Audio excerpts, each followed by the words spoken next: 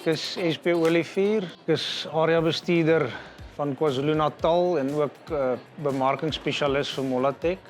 Molatech is uniek in die sin van nie net die kultuur en die mense wie ons is en wie ons bedien nie, maar ook die uniekheid van ons produk. In die laafveld van Mpumalanga of die Pongola Natal gedeelte en dan nou ook die Malelaan omgewing word die riet onder besproeiing verbou. Daai suikerriet is 'n hoogstaande kwaliteit riet wat ons dan ontput om begas mee te onttrek wat ons dan nou van die suikermeule afkry. Hierdie begas absorbeer dan die molassestroop wat die basis vorm van ons produkreeks. Ons gebruik ook onverdunde, hoë kwaliteit, hoë Brix molasse. So die produk is geweldig energieryk en uniek in sy soort. Ons het 'n baie kompeterende, hoogstaande kwaliteit lekblok, gerugsteun deur 'n tegniese navorsingsspan wat ook oor die afgelope 2 jaar dan nou die laaste 12 tot 15 jaar se navorsing in 'n boekpublikasie vasgevang het wat beskikbaar is in samewerking met universiteite. Ons kan met gerusheid sê dat die produsente wat voer koop by Molatech of Lek aankoop,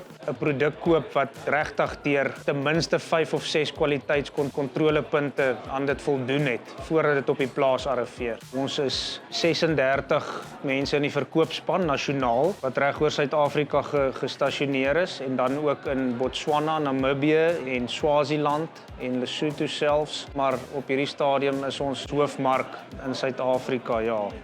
Ons sien onsself, jy weet, as die vennoot in die herkouerbedryf. Ons is daar om waarde toe te voeg en langtermyn verhoudinge en vennootskappe te bou. Ons ondersteun ons kliënte daar waar hulle diere skou en vertoon. En ons deel ook in hulle sukses. Ons is uit die aard van die saak vennote in ons kliënte se sukses. Dit is vir ons uiters belangrik dat ons hulle help om te presteer sodat ons ook volhoubaar kan wees vorentoe. Dankie vir julle tyd en ons sien uit om van julle te hoor en die pad saam met julle te stap.